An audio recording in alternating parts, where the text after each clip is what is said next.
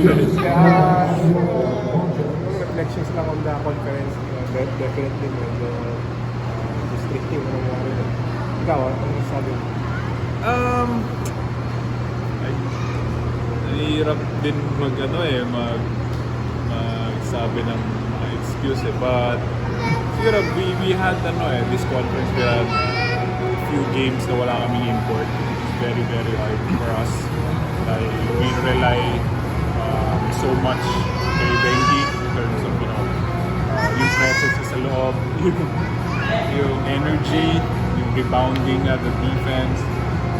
Yun yung na-miss namin for how many? 3 or 4.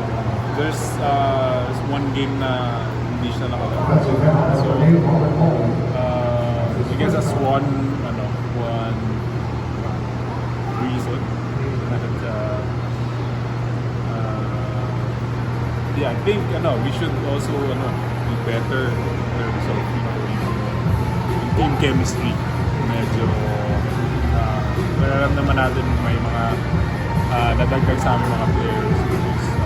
Great addition for us, but it takes time din kasi to really gel sa loob ng court. But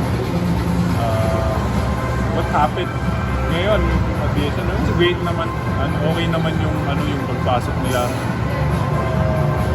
Medyo na short lang talaga. So hopefully improve kami next conference. Outlook na naman kasi definitely kasi big import na yon. So palagay mong chances ninyo sa darating na conference if ever. I don't know kasi pag may import parang ang hirap sabihin. But hopefully makakuha kami ng import na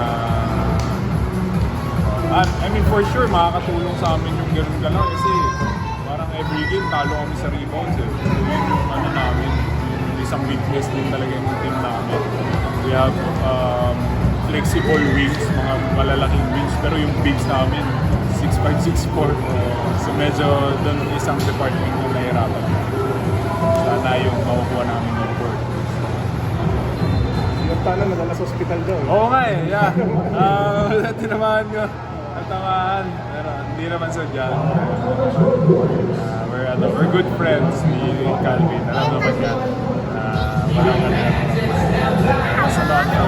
Kasi sorry to him and to the team, to the coaches.